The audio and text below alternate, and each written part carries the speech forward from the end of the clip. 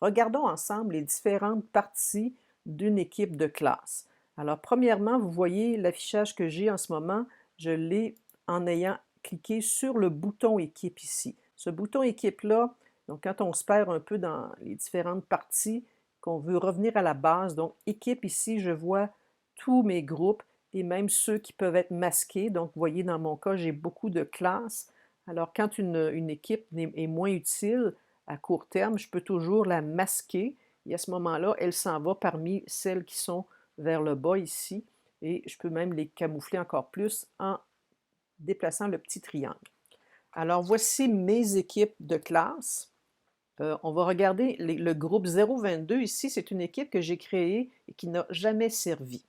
Alors, premièrement, vous observez les trois petits points à cette étape-ci. Ici même, à l'entrée, je pourrais déjà faire des changements, aller gérer l'équipe, ajouter un canal, etc.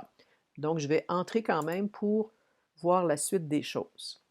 Alors, voici une équipe.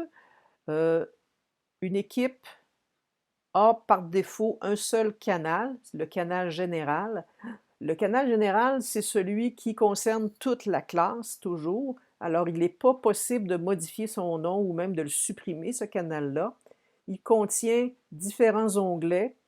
L'onglet de publication qui va se retrouver sur tous les canaux que vous allez créer, l'onglet Fichier, l'onglet Bloc-notes de classe, Devoirs et Notes. Donc, notez que c'est parce qu'il s'agit d'un team de classe que j'ai ces onglets-là. Alors, pour la première partie, nous allons nous intéresser à l'onglet Publication. Juste avant, par contre, juste mentionner ici le petit crayon, vous allez le voir sur les différents onglets, mais le petit crayon qui est ici vous permet de modifier l'équipe. Alors, le groupe 022, peut-être que ce n'est pas très parlant pour vos collègues spécialistes qui sont peut-être propriétaires de plusieurs teams. Alors, vous pourriez lui donner un titre plus évocateur. Alors, on pourrait dire troisième année Denise. Donc là, ça va parler probablement plus pour l'enseignant qui est dans ma classe. Et là, je peux choisir un petit logo personnalisé. Donc, première chose. Ensuite, le canal général, comme je vous disais, c'est le canal qui est là par défaut. Il est possible de créer d'autres canaux. Alors, ajouter un canal. Par contre, je vous le déconseille pour les premiers mois ou même années d'utilisation de Teams avec des élèves qui sont jeunes. Par expérience, je peux vous dire que même avec des adultes, des fois, il y a eu de la confusion parce que quand on a plusieurs canaux, on a aussi plusieurs murs de publication et plusieurs espaces fichiers. Juste pour cette raison-là, on économise énormément de problèmes si les élèves s'habituent à un seul canal. Alors, l'élève qui entre dans sa classe est automatiquement dans le seul canal et entre justement dans le mur publication. Je fais souvent la comparaison du mur de publication avec le tableau vert de la classe ou le tableau blanc de la classe. Alors, c'est ce qu'on voit en premier et c'est les messages qui concernent la classe.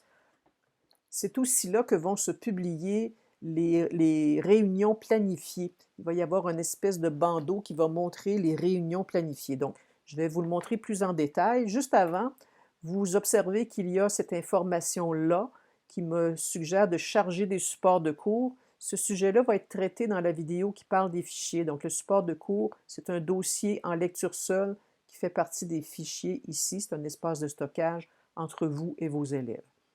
Et aussi, la recherche d'aide et de formation, c'est des liens que Microsoft vous offre pour vous présenter les différentes parties de Teams. Vous pourriez également, en bas à l'extrême gauche, ici, voir le bouton Aide qui vous offre un équivalent.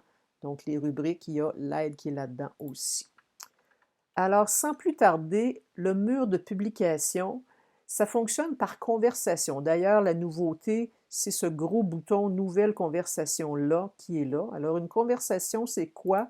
C'est un message. Vous voyez, ça ressemble carrément à un espace d'écriture qu'on envoie à tous, qui se publie un peu comme un mur Facebook. Alors, ça pourrait être un message de l'enseignant à ses élèves et on pourrait même permettre aux élèves d'écrire des messages. Alors, un message simple, pensez d'apporter vos crayons de couleur à la maison. Si je prévois que mes élèves vont avoir besoin... Ah, vous voyez, j'ai fait une petite erreur. Le message est parti trop vite. Donc, vous voyez, les 3 petits points ici me permettent de modifier, dans mon cas, de continuer mon message. Alors, j'ai dû m'accrocher les doigts. Alors, pensez d'apporter vos crayons de couleur à la maison. Point. Et là, je peux envoyer. Ici, dans mon cas, c'est terminé parce que j'avais déjà envoyé. Alors, un message court comme ça. Et vous voyez, quand je fais un survol ici, je peux recevoir des réactions à ce message-là. Je peux aussi recevoir des réponses à ce message-là. Ça, c'est un message qui a très peu de mise en forme. Vous allez voir qu'il existe dans l'espace ici d'édition un outil, c'est la lettre A avec un pinceau, qui me donne plus de possibilités d'édition. Alors, je pourrais mettre un sujet, dire attention, ou plutôt je dis matériel, apportez vos crayons de couleur, etc. Et là, je peux l'envoyer. Par contre, il y a d'autres possibilités. Donc, je peux mettre en gras, je peux souligner, je peux surligner. Alors, il y a plus de moyens d'édition. On peut avoir des polices d'écriture un peu plus larges. On peut positionner le texte de façon plus espacée. Il y a même la fonction citation qui met un peu de couleur, etc., etc. Il y a même, regardez, la possibilité d'intégrer un tableau. Alors, très intéressant, ça peut être utile. Si vous avez plus d'un canal, malgré que je ne vous le conseille pas, il y a moyen de publier sur plus d'un canal. Donc, alors, tout le monde peut répondre. Je peux aussi décider que seulement moi et les modérateurs peuvent répondre. Ce commentaire-là va demeurer seulement en lecture pour les élèves, ne pourront pas réagir. Alors, quand j'ai terminé mon message, j'utilise la petite fusée ici pour l'envoyer. Une autre façon de publier des conversations, c'est l'annonce. Alors, encore une fois, on va utiliser le bouton A avec un pinceau. Et regardez, au lieu de nouvelle conversation, je vais faire nouvelle annonce. Et cette fois-ci, j'ai une mise en forme qui est encore plus voyante. Alors, j'ai un titre avec un bandeau coloré. Alors, message à tous. Et là, je peux mettre mon titre, matériel, apporter. Alors, j'ai accès au même modèle. Tout le monde peut répondre. Encore une fois, je peux très bien dire que c'est juste moi qui peux répondre. Et je peux publier dans plusieurs canaux. Une autre fonctionnalité, ce serait, évidemment, on peut changer la couleur de ce message-là. Et je peux aussi choisir une image, soit la charger de mon ordinateur ou en prendre une qui est déjà disponible dans les choix. Donc ici, je trouve que ça ici, ça s'y prête bien. Alors voilà. Je pourrais me faire une nouvelle conversation en utilisant les outils qui sont ici en bas. Alors, on a accès évidemment à des images, des GIFs animés. En passant, vous pouvez filtrer si vous jugez qu'il y a des choses qui sont inappropriées pour vos élèves. Dans les paramètres de classe, il y a moyen de ne pas activer ces éléments-là, si jamais les élèves en abusent. Il y a des petites images comme ça aussi qui sont disponibles, des petits dessins pour agrémenter les messages. Stream, c'est quelque chose dont on va parler un petit peu plus loin. C'est des vidéos que vous pouvez aller chercher dans votre propre chaîne Stream. Mais ça, on va y revenir. Ça concerne, entre autres, les enregistrements que vous faites.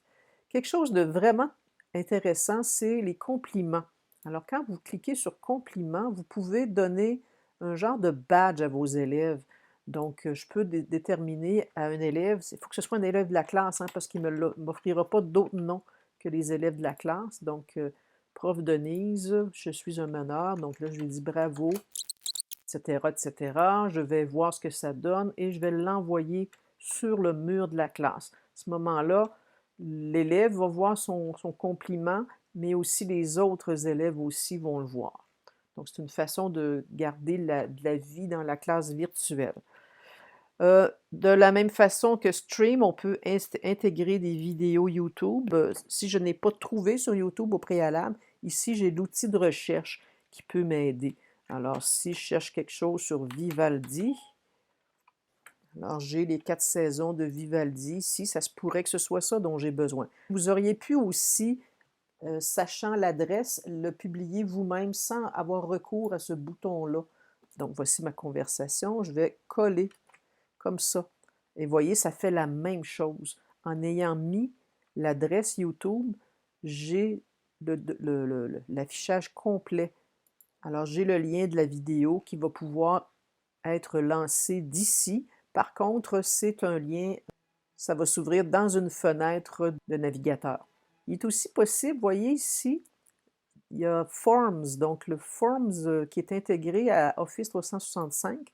On peut s'en servir pour faire des petits questionnaires courts. Regardez, il me permet de poser ma question et de laisser sur le mur une question qui pourrait être une activité brise-glace. Alors, comment? Très agréable, correct. Je peux ajouter l'option ennuyant. On pourrait autoriser plusieurs réponses, mais si vous faites plusieurs réponses, ça veut dire plusieurs réponses ici, là, pas plusieurs fois répondre au questionnaire.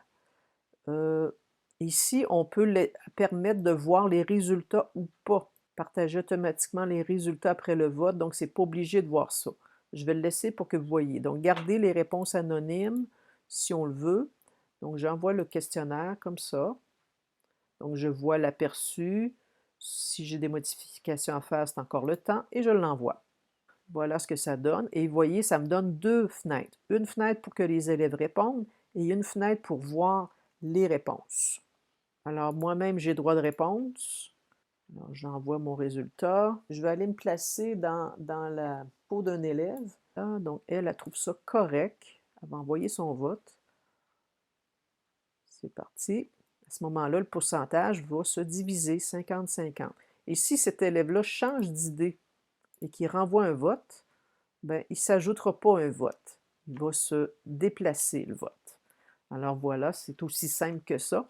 Un petit détail que je n'ai pas mentionné, cette fonctionnalité-là, moi je l'ai prise au bas de la liste ici, du bloc d'écriture. C'est possible que si vous ne le voyez pas, vous deviez cliquer sur les 3 petits points ici. Et là, ça va être un des choix qui est disponible comme autre application.